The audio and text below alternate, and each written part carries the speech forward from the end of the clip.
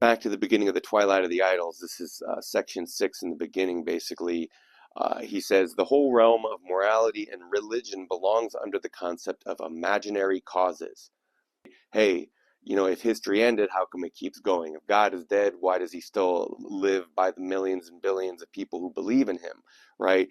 These are the walking contradictions. These are the old and new idols that are standing.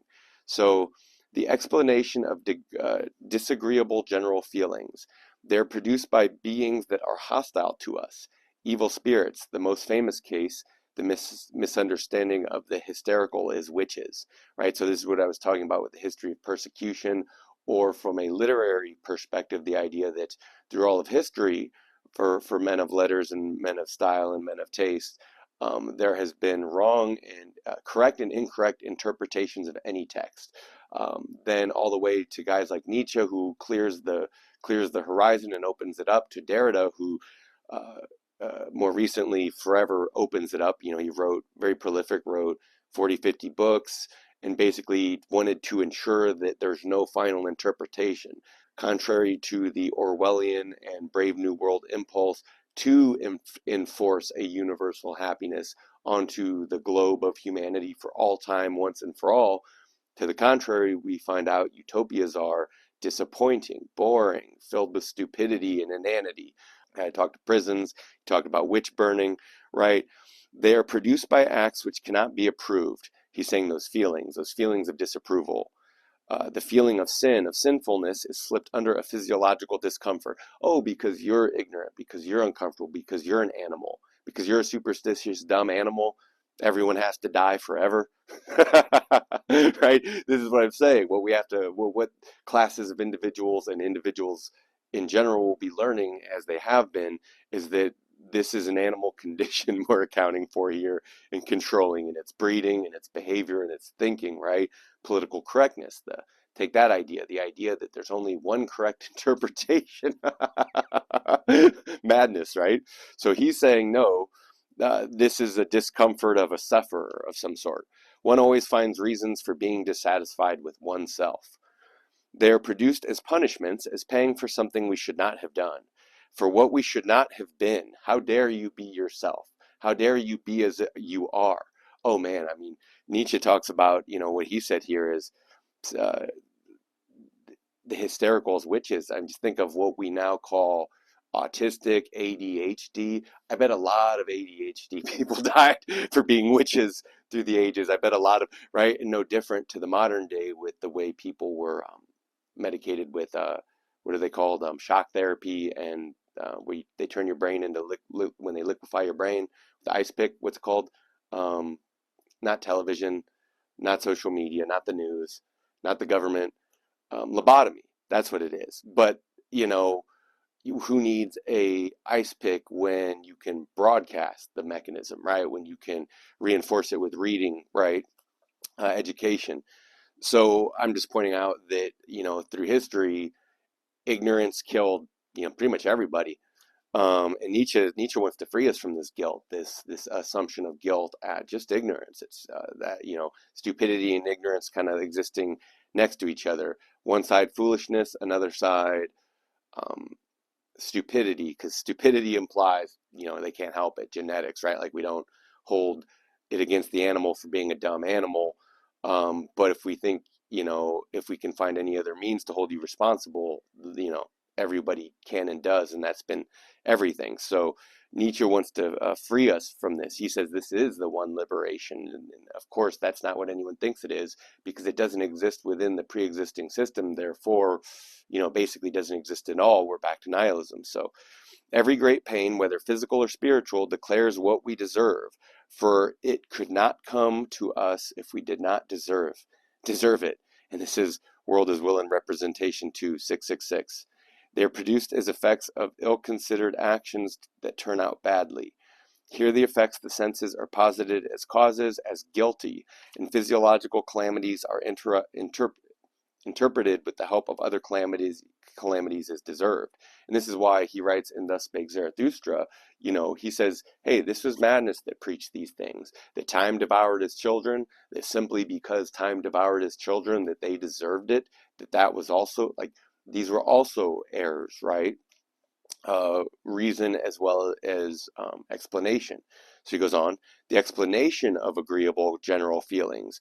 They're produced by trust in God. They're produced by the consciousness of good reads. In modern terms, to make it more relatable, if the church and the doesn't have the power it once did, then the state and the corporation does, as do the advertisers, the marketers, the producers of goods. Therefore, you would say the material reality is the God, right? Mammon is the God, money is the God. So to make it more secular and socially democratic and liberal, we'll say, God is dead, but money became the new God, right? Materialism became the new God. Commercialism, the advertisement jingle, became the new cultural fad and song, right? No longer was it, shooting hares on the mountain. Now it's, uh, Mentos freshness, right? So they're produced by the successful termination by some enterprise, right? So basically, profiting or systematizing whatever it is you're controlling, right? If you could think that the criminal is necessity civilization, or you couldn't have laws and judges and this whole system that profits off their existence, right? That's a lot of people's payday. That's a lot of people's work, right? What would there be so many people with nothing to do without that, right? It keeps a lot of people busy, is another way of putting it. So, a naive fallacy. The successful termination of some enterprise does not by some means give a hypochondriac or a Pascal agreeable general feelings. It's like saying the treatment doesn't actually cure the sufferer, is how I'm reading that. But of course, it's open to interpretation, and I welcome anyone to comment if you're still with me thus far to comment below. So they're produced by faith, charity, and hope, the Christian virtues. In truth, all these supposed explanations are resultant states and, as it were, translations of pleasurable or unpleasurable feelings into a false dialect, right? This is what I'm saying, the either or, the one or the other, they're taken together or neither at all. Um, and then if they're taken together, then that means you can't change that reality because it already exists, right? The good and the just, it's already defined within cultures. They're immutable, right? This is what I meant about the morphically resonant forces that, like, Western culture and civilization and its communication styles are a world power, no different than Christianity is a historic power, as Islam is a historic power, right? And they're strong and they're not going away, even in decline, right? So the belief of secular and modernity was that we were going to get away from these things. We were going to escape the neo-pagan, pre-Christian or post-Christian apocalypse, but that's exactly what's at our door, just like it was in Nietzsche's time. That didn't go away in the short span of 100 years. That's nothing, right? In terms of man and history, and now where we stand on these bridges that have taken us beyond but won't stand for much longer. Finishing this off and getting to the next section.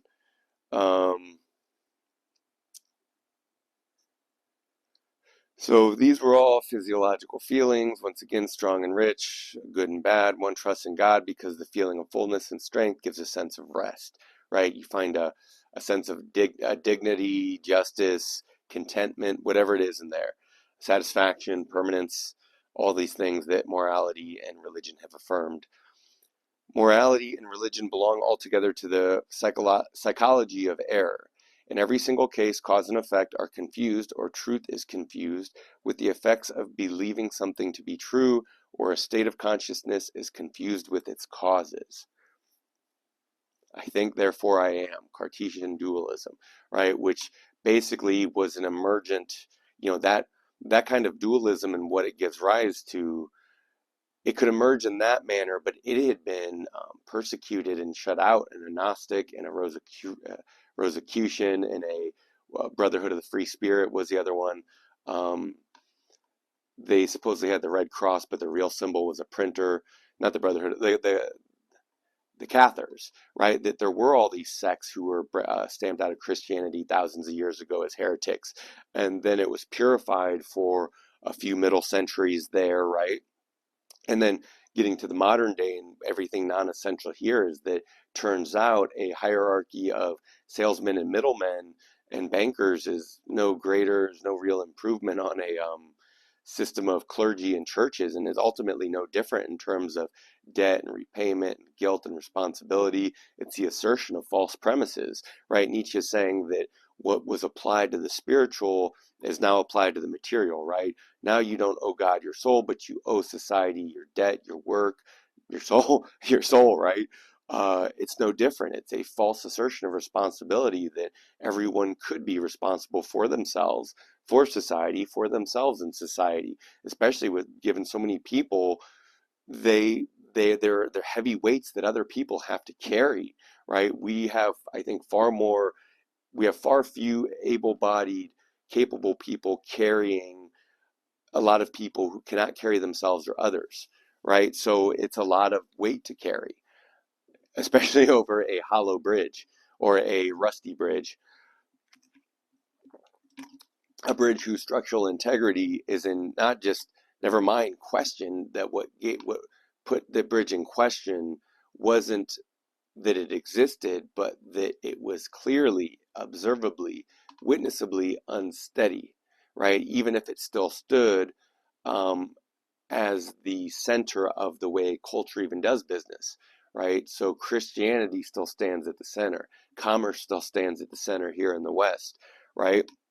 The idealism of it, the assertions of responsibility for criminal and for good and bad, good and evil alike, right? So moving on, Nietzsche's talking about at the center of this is also the error of free will, that we were free causal agents determining acausally with God in free and determined form, as if we existed not unified but detached from reality, right? That there's some alternate reality. This is the dualism of the mind-body problem.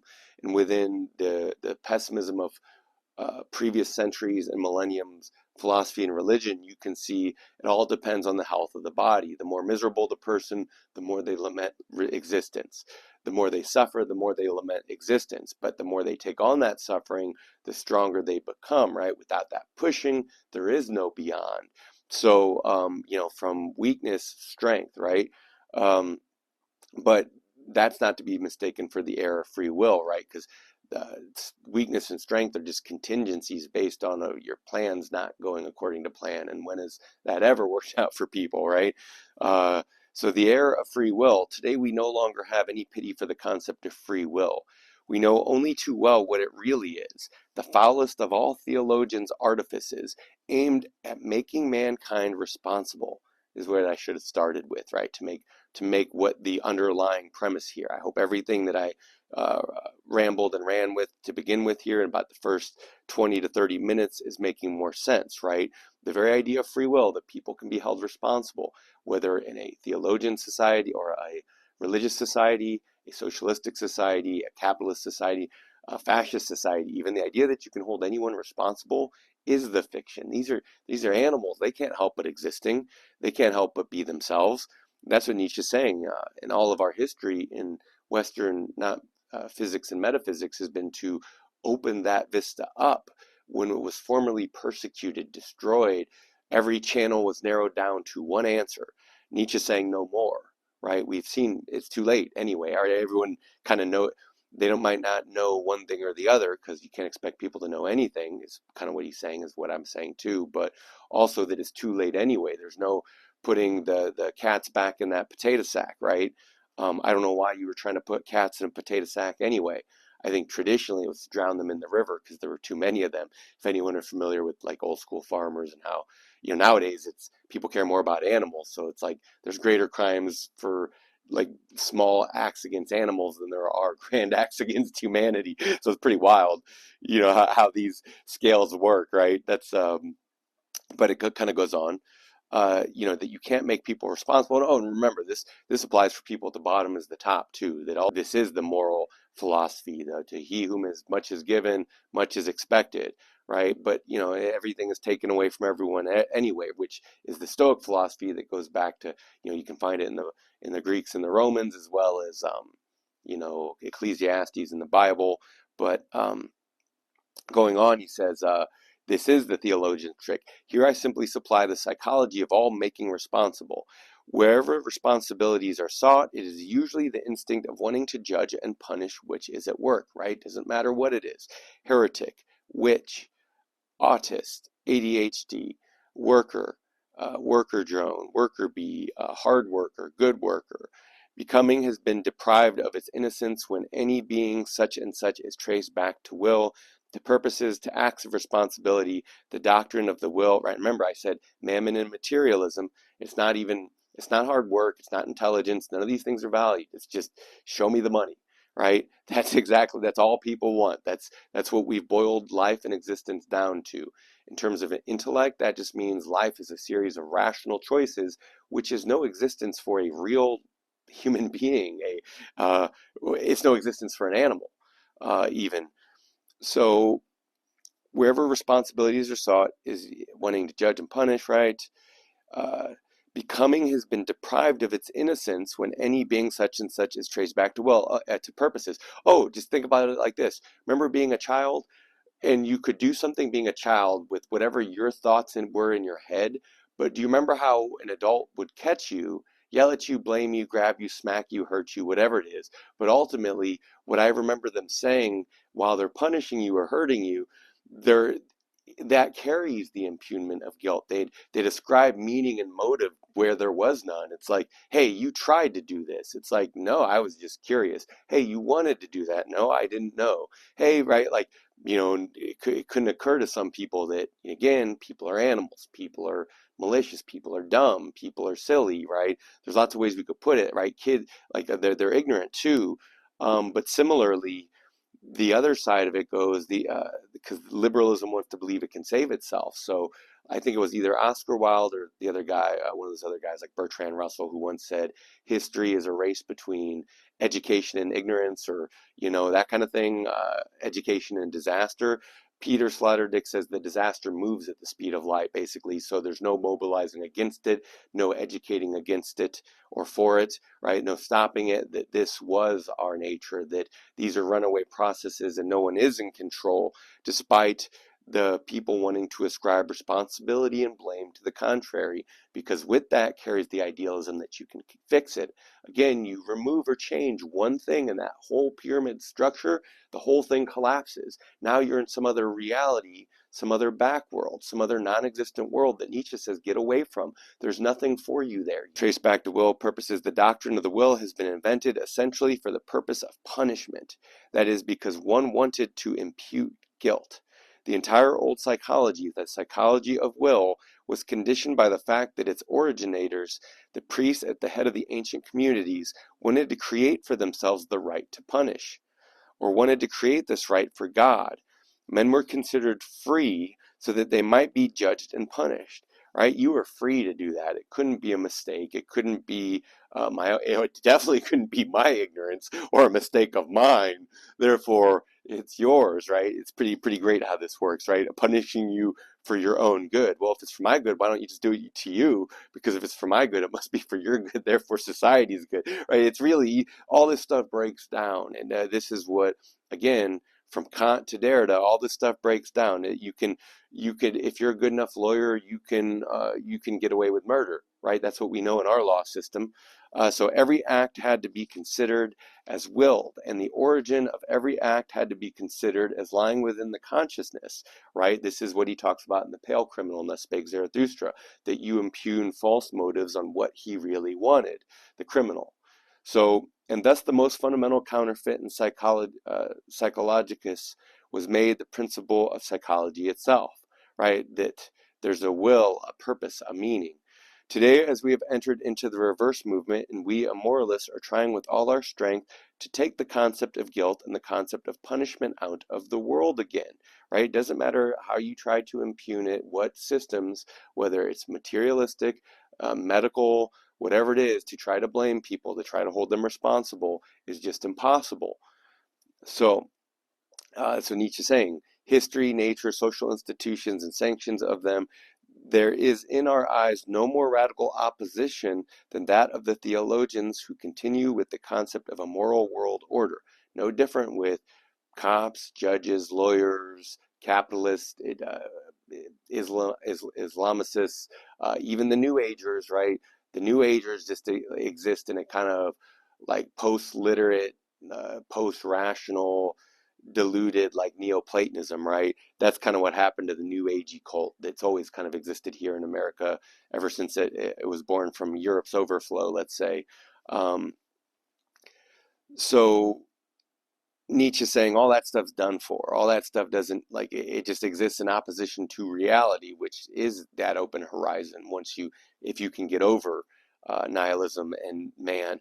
Concept of a moral order to infect the innocence of becoming by means of punishment and guilt. Christianity is a metaphysics of the hangman. Right, and like I said, applied to scale. That's an entire world uh, put through the rack of our politics, our money, our moral order that falls hand in hand with that. Because the greatest crime is obstruction of business or money.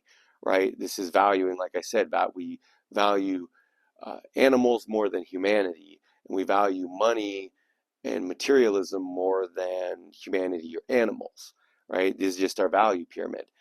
Um, Food pyramid is another way to put it. So, Nietzsche gets into the improvers of mankind from here, right? And this was the importance of not um, truth and lies in the non-moral sense, but the histories of an error, right? Continuing on to section 39 here, this is a critique of modernity, right? So modernity, we could say, are the very sets of institutions and cultural instantiations, post-Middle Age, post-Renaissance, post-Enlightenment, that thought that they were escaping the barbarism of the past. But if you ask those Italian noblemen if they thought their enlightenment would lead to concentration camps and nuclear bombs, I bet they wouldn't be able to understand. They just wouldn't. Their worldview was much more narrow and simple, right? They invented classicism. The Germans, including Nietzsche, further reinterpreted and reinvented the Greeks for us modern people. And here Nietzsche is 100 years ago, like critiquing modernity as it comes into being. And so with this very criticism, he basically says it's over. So when Peter Sloterdijk says Nietzsche is a disaster for language, is what he's saying. Before we even got to modernity, Nietzsche put it to rest. So what did that leave us, future people? Well, critique of modernity. Nietzsche says, our institutions are no good anymore. Oh, here. We agree, good sir. I like it how he presumes to speak for us, we, our, right? Who wouldn't agree, right? Liberalism, turning mankind into cattle. I don't just mean here, I mean the whole entire world a cattle. But this is what he means about back to the idea that through rigid structure, classes of individuals are created, civilization takes root, these classes exist fighting amongst each other.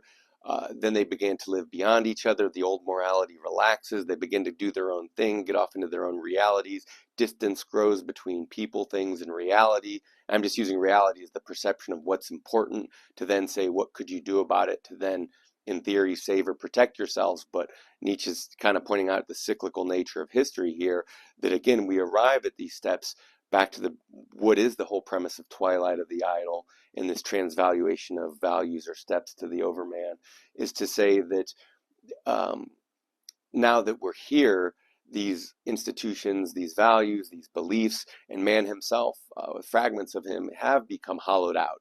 This is the last man. There's nothing of them left. Man himself is an institution. And then this is the great liberation, because once more, what were these things but ways to impugn guilt, ways to punish, ways to coerce and control, right? It wasn't for the good of mankind. Back to the point, our institutions are no good. Once hollowed out, even though they exist at the center of a culture and there's no escaping them, they cannot be seen the same way. They cannot be experienced or lived or seen with that innocence or naivety anymore. This is why he says, then the very need to impugn guilt robs further becoming of its innocence, because now we've figured it out.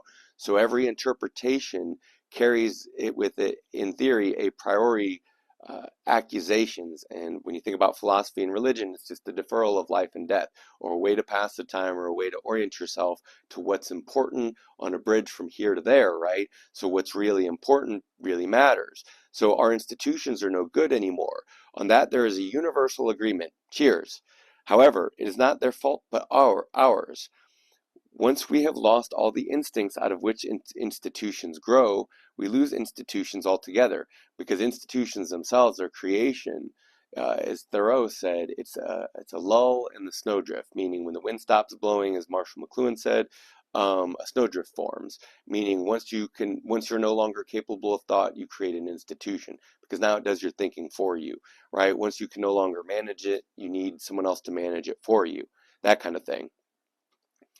So we lose institutions altogether because we are no longer good for them, right? We don't suit them. It's another way of putting it, right? They don't suit us, we don't suit them, right? Democracy has ever been the form of decline in organizing power. Another way to put it is, I would say, closest thing to anarchy without being anarchy. So the anarchy argument is, if anyone ever wants to argue for anarchy, just say, how do you like democracy? Say that this is about it, right? Because that's what he's saying, is it is declining power, therefore power struggle. Power vacuum isn't real, or it's a perfect term because that nature abhors a vacuum and seeks to fill it. The human mind and the liquid fire of consciousness no different. So he says in Human All Too Human 1472, I already characterized modern democracy, together with its hybrids such as German Reich, as the form of decline of the state. In order that there may be institutions, and then, at scale, there must be a kind of will, instinct, or imperative, which is anti-liberal to the point of malice.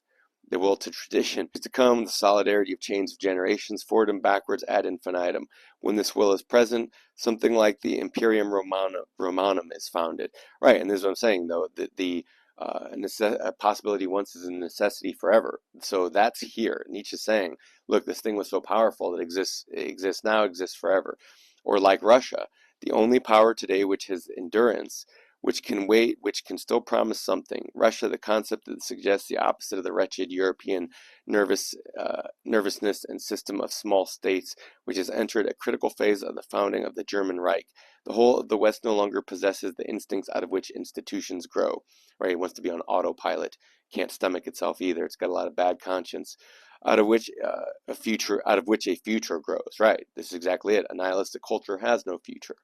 Perhaps nothing antagonizes its modern spirit so much, right? And this is, if you want to go back and read Schopenhauer, and as an educator, he discusses a lot of the connective tissue of what does this decline look like of a culture and a people who no longer has the will or a faith in themselves and their future. So that which makes an institution is despised, hated, repudiated. One fears the danger of a new slavery the moment the word authority is even spoken out loud, right? And then people say fascism as if people already haven't existed as drone-like individuals and masses, right? So it's kind of absurd to, fascism seems to be the default standard, actually, of any people, right? Social democracy seems to be about as liberally fascistic as you can get. Just like I said, democracy is anarchistically concerned with ruling as it gets, without being total chaos, you could say. Not that people want to allow that to happen. The lie works both ways. This is how the world became a fable, because if you abolish the true world, right, the world beyond, the metaphysical world beyond the world of appearance, if you abolish that world beyond, well, its mirror, which is the world of appearance, also disappears, right? So what's left then? And then this is why I think Zarathustra puts so much focus on saying this one world.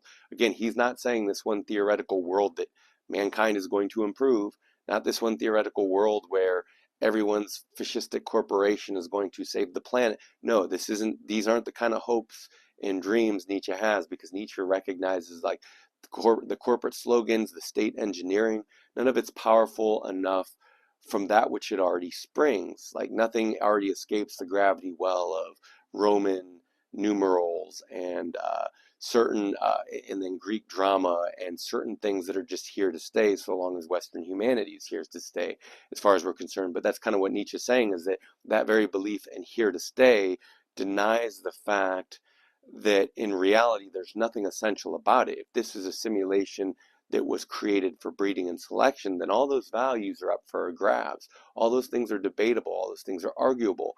This is why Derrida is concerned with being and becoming. This is why all philosophers worth their weight in salt of the last century have returned to the roots in Greek and Roman language and thinking in these genealogy of not just morality, but another way of saying it is genealogy of language and genealogy of values. Because the masses, this is what they don't teach in school. This is what they don't talk about on social media. They talk about these things at the most superficial level because that's where these things are profitable, right? But as Nietzsche says, even terror and amazement get sleepy and tired on the market, right? So we wake up tomorrow and do it again.